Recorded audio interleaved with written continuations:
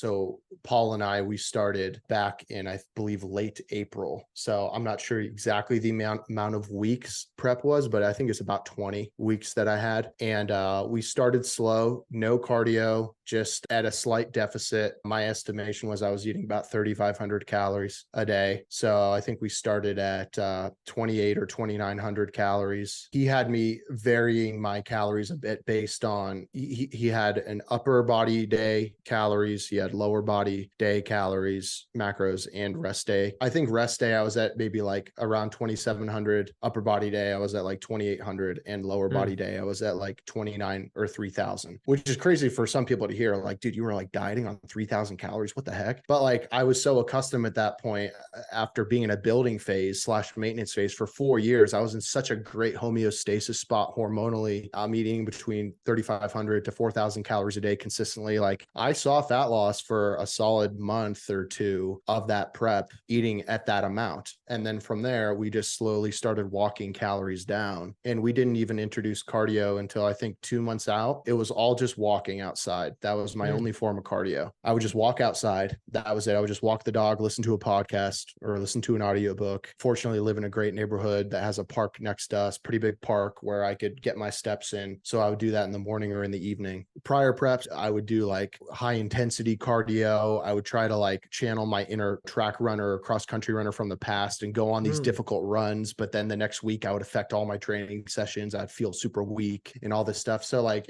I was way more meticulous. Ultimately, I ended up actually listening to Paul in the last prep. I would like hear his advice, but I'd be like, but I want to do something else. But this prep, I was just fully bought in on the process and listened to Paul. I kept it low intensity cardio. And naturally, the last like couple months of prep, calories got pretty low by necessity. At no point, man, did I feel like it was too much or I was too fatigued or I was losing my mind. The prep was a perfect amount of time where I was able to land the ship well. And it was super helpful that before Worlds, I had a show that 2 weeks prior, because I had a mock peak week. So I was able to see how I would look.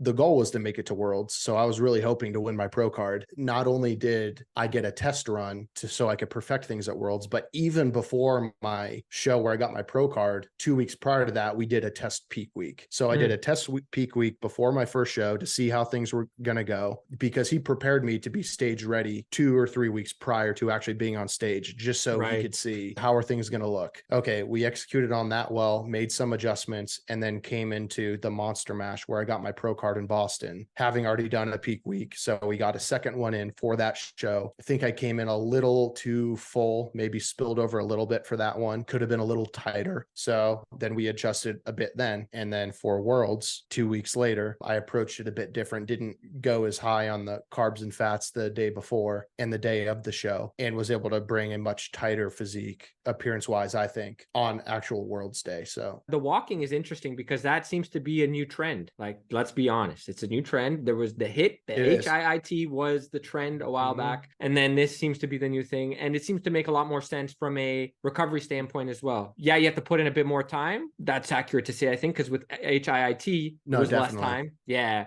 So if you want to burn these calories, right, get these steps in, you're looking at like an hour a day minimum, right? So, which is good for you, I think. Get some fresh air. You know, there's a lot of pros to that, I think. So you got to look at it as a positive too. Not you, I'm just saying the listeners who might be tuning in and considering it, right? Yeah, forget the cardio machine, bro. Just go outside for a beautiful walk. That's what I'm saying, man. And I will say, and you know, you kind of just turned a light bulb on for me. And I had this thought throughout prep a few times. I genuinely think my mental health improved during prep. Whereas I think for most, it can take a downturn potentially just due to being on limited calories, stress, in anticipation of the show. And I think, dude, it's because I was forced to get outside and do my cardio. Man, there's something so cathartic and just, I think it's baked into our DNA. We are creatures who are designed to be bipedal and walking for long periods of time. That's how we've evolved. That's the type of creature we are. And there's just something about every day getting outside, unplugging, not having my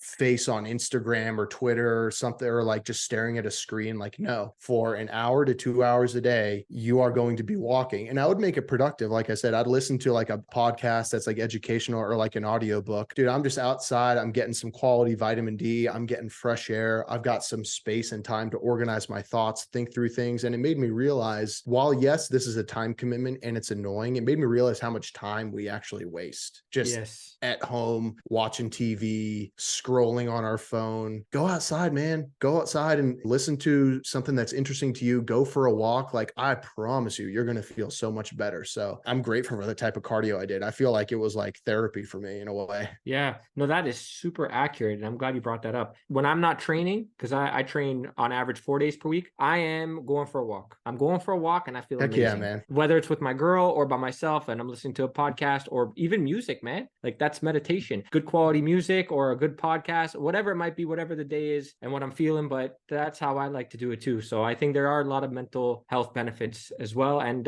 you don't know it until you experience it. So for those listening, if you're normally doing your cardio at the gym or on a piece of equipment, try the outside version of it and see how you like it. I think there's a lot of benefits to that. Absolutely. And not only that, but like you said, the low intensity cardio, like I noticed I didn't affect my training sessions at all. You know, when I was doing the high intensity stuff or going on some moderate intensity runs, you know, if I had a leg day or like a difficult back day the next day, like I could tell, like I had some lactic acid build up in my legs. I didn't have quite the power output, but with low intensity cardio, I think, you know, it just wasn't there. That. Like, yeah. So I want to ask you this, and maybe you remember this. Do you think, because you're someone who deadlifts twice per week, man, like we're talking stiff leg on one day and then conventional on another day. One is for hamstrings and glutes day and one is for back day. Okay? Yeah. Now, let me ask you this. If you were not deadlifting, do you feel like your physique would be the caliber it is right now?